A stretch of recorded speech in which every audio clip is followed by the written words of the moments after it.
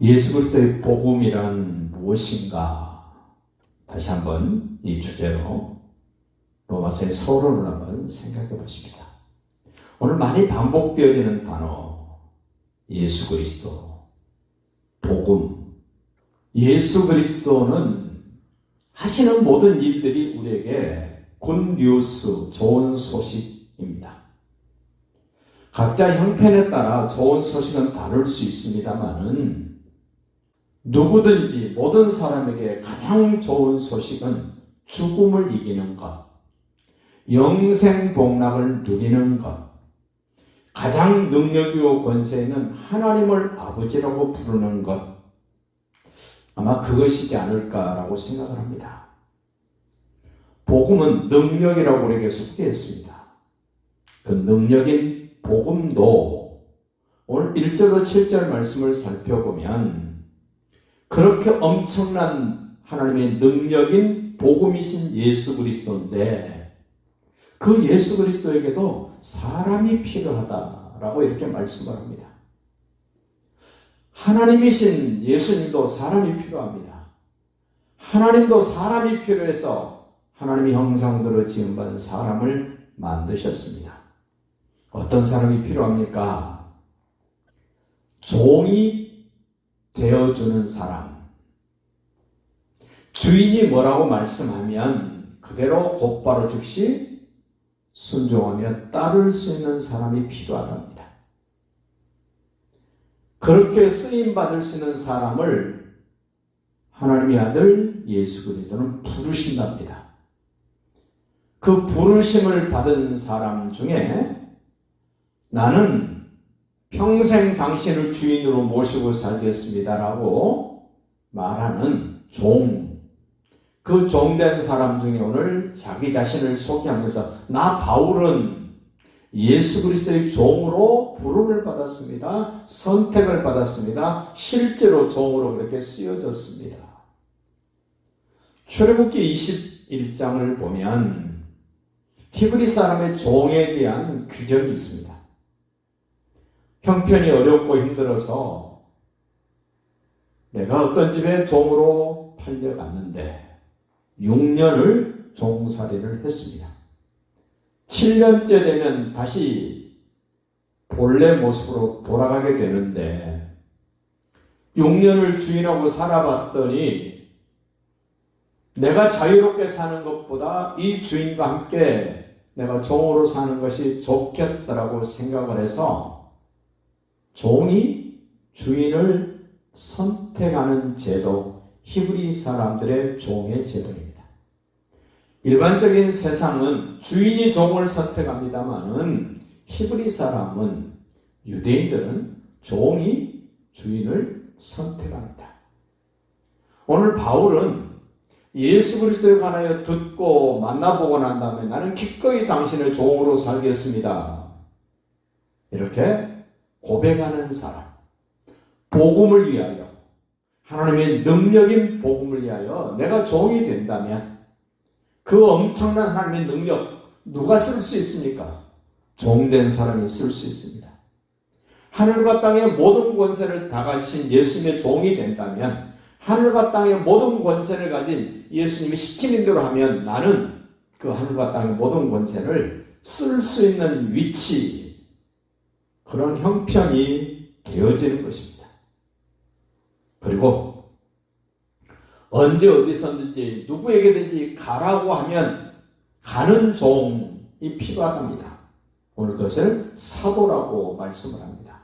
사도란 보내심을 받은 자, 주인이신 예수님이 누구에게 가라 그러면 갑니다. 어디로 가라면 갑니다. 무엇을 해서 가라면 그대로 가는 것, 보냄을 받은 자, 사도입니다. 그래서 바울 자신은 종이면서 사도입니다.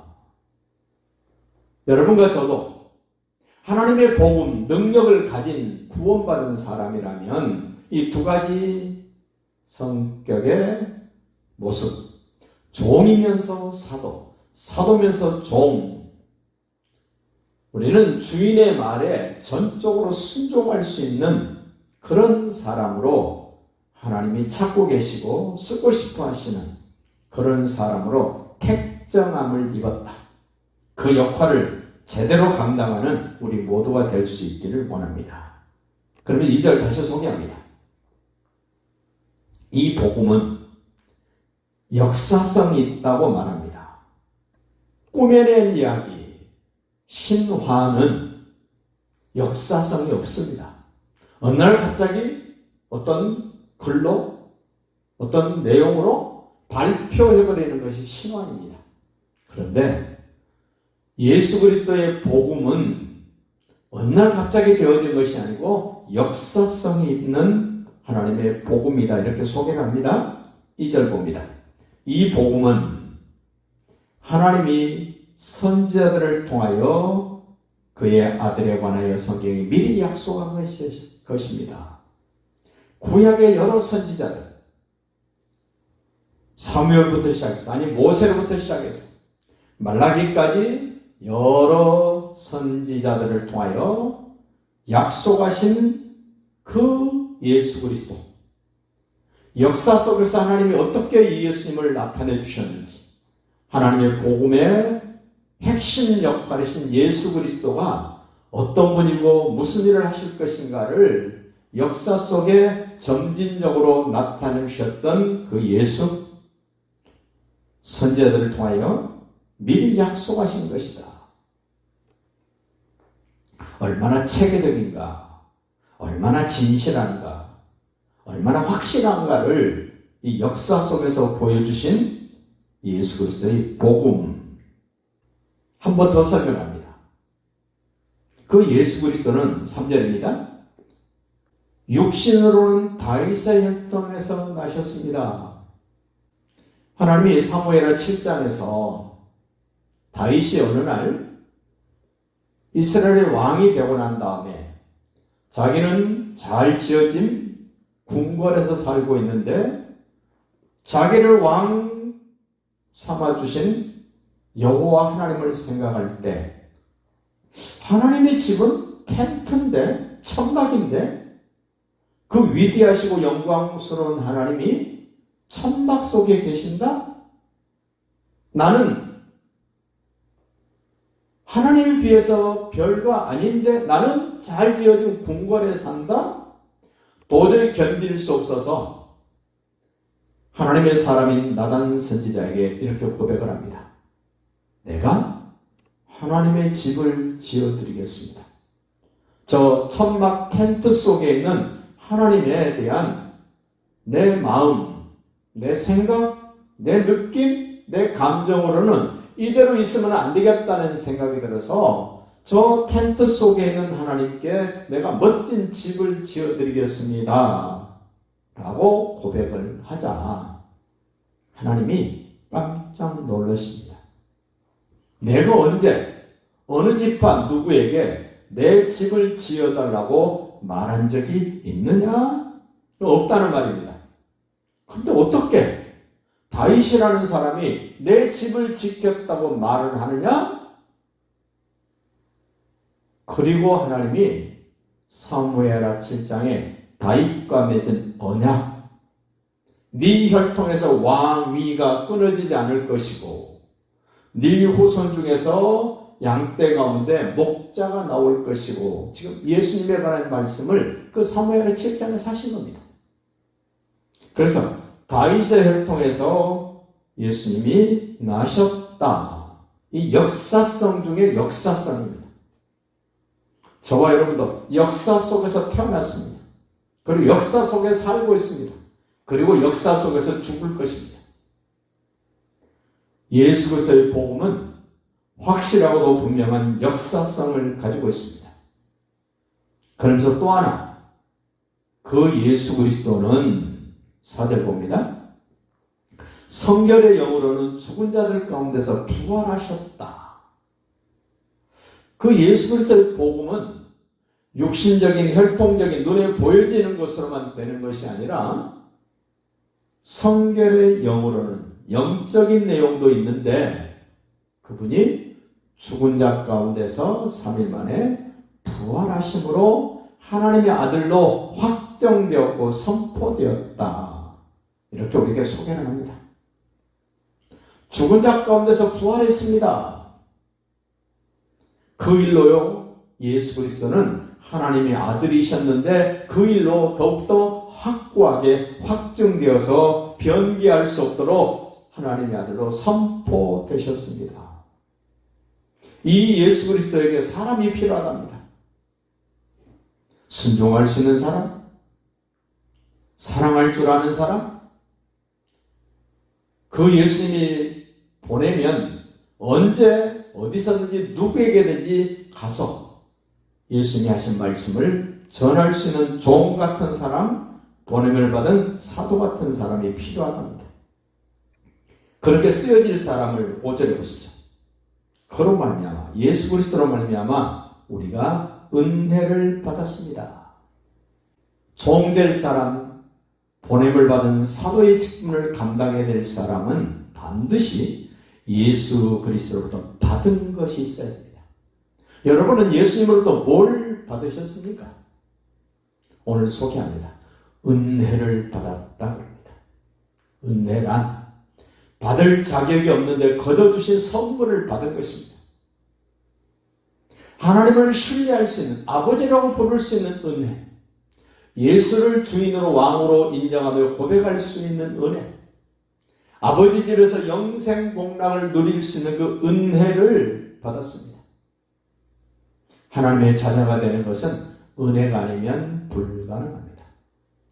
예수가 그리스도라고 인정하고 고백하고 따르는 것, 은혜 아니면 불가능합니다. 그래서 우리는 반드시 예수 그리스도로부터 받은 것이 있어야 되는데 첫 번째 받은 것, 은혜입니다. 나는 예수님으로부터 은혜를 입었습니다. 그래서 나는 예수 그리스도의 종입니다. 은혜를 입었기 때문에 예수님이 보내면 갑니다. 시키면 합니다. 그런 분명한 증거가 있는 은혜 받은 사람. 그래서 어제 또 한 가지 얘기합니다. 그로 말미암아 우리가 사도의 직분을 받았습니다. 일반 사람은 부러워할 것입니다. 그런데 사도의 직분을 받은 사람들은 기쁩니다. 즐겁습니다. 내가 어쩌다가 저런 분의 심부름꾼이 됐나? 어쩌다가 내가 저분의 그 엄청난 일에 쓰임받는 도구가 되었나? 어떤 사람은 억울하다 그럽디다마는 은혜를 제대로 받은 사람은 억울한 것이 아니라 언제나 고백할 수 있는 말, 황공무지로소이다. 마치 옛날 이조 때 임금 앞에 신하들이 무슨 말할 때마다 황공무지로소이다. 우리가 예수님 앞에 은혜 입은 사람으로서의 마땅히 고백해야 될 말, 예수님 황공합니다. 황공무지로소이다. 너무너무 감사합니다. 은혜를 입었고 귀하고 귀한 사도의 직분을 주셔서 감사합니다. 은혜를 입었고 사도의 직분 종이 된 사람은 그 6절에 소개합니다. 너희도 그들 중에서 예수 그리스도의 것으로 부르심을 받은 사람이다. 여러분과 저는 누가 뭐래도 영원토록 예수 그리스도의 것이 되었습니다. 여러분은 누구 겁니까? 모르면 세상 사람들은 자기가 주인이라고 합니다. 아내가 주인이라고 합니다. 남편이 주인이라고 합니다. 부모가 주인이라고 그럽니다. 그런데 성경은 말합니다. 하나님의 은혜를 입은 사람들은 언제 어디서나 누구 앞에서든지 나는 예수 그리스도의 것입니다. 여러분, 예수 그리스도의 것이 되면 예수님이 책임지십니다. 고장이 나도 책임집니다. 뭐가 좀 부족해도 책임집니다. 병이 들어도 책임집니다. 모든 것은 주인이 책임집니다. 종이 책임지지 않습니다. 우리는 예수 그리스도의 것으로 부름을 받은 사람인 것을 인정하시기 바라고, 그렇게 인정하는 사람들이 모여있는 곳 교회입니다. 결론을 내봅시다. 로마에서 하나님의 사랑하심을 받고 성도로 부르심을 받은 모든 자에게 하나님 우리 아버지와 주 예수 그리스도로부터 은혜와 평강이 있기를 원합니다. 이 로마 사람들, 지금 로마에게 있는 사람들에게 편지를 보냅니다. 여기 지금 아버지와 우리 주 예수 그리스도로부터 은혜가 있기를 원한다. 모든 구원받은 사람들은 은혜가 있어야 됩니다. 은혜만 있는 것이 아니라 반드시 평강, 평안, 평화, 화목, 그리고 평강 필수적으로 있어야 합니다. 그런데 로마 사람들은 이 평화를 말할 때, 이 평강을 말할 때 조건적인 평화입니다. 팍스 로마, 로마의 평화를 말할 때 그 네 가지 조건이 충족될 때만 소위 팍스 로마라고 이야기를 합니다. 정치적으로 안정되어야만이 로마는 평화라고 말합니다. 우리 주님 주시는 이 평화, 평강하고 얼마나 무엇이 다른가를 생각해 보십시오. 정치적으로 안정될 때 로마는 평화라고 말합니다. 경제적으로 흥황할 때만 팍스 로마를 외칩니다. 싸움이나 전쟁이 없어야 팍스 로마, 로마는 평화입니다 라고 외치는 겁니다.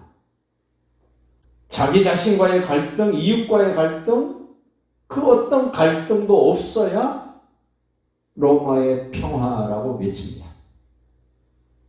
그런데 그런 로마에 살고 있는 성도들에게 오늘 바울이 가르쳐 줍니다. 아버지와 예수 그리스도로부터 주신 평강은 전쟁 중에도 평강을 누릴 수 있습니다. 병들어서도 누릴 수 있습니다. 수많은 갈등 가운데 있으면서 얼마든지 평강을 누릴 수 있습니다. 심히 가난하고 헐벗고 굶주리면서도 우리 주님이 주시는 평강을 가질 수 있습니다. 다시 말씀드리면 아버지로부터 예수 그리스도로 주어진 평강은 내 형편, 내 처지, 내 소유, 내 지식 아무런 상관없이 하나님이 종된 사람, 사도된 사람, 하나님의 것된 사람들에게 거둬주시는 은혜와 평강입니다. 이 은혜와 평강을 가진 자답게 예수가 하나님의 아들 그리스도인 것을 언제 어디서 누구에게나 담대히 말하면서 그 하나님의 능력을 맛보아 알고 그것을 또다시 간증할 수 있는 우리 모두가 될 수 있기를 예수님의 이름으로 축복합니다.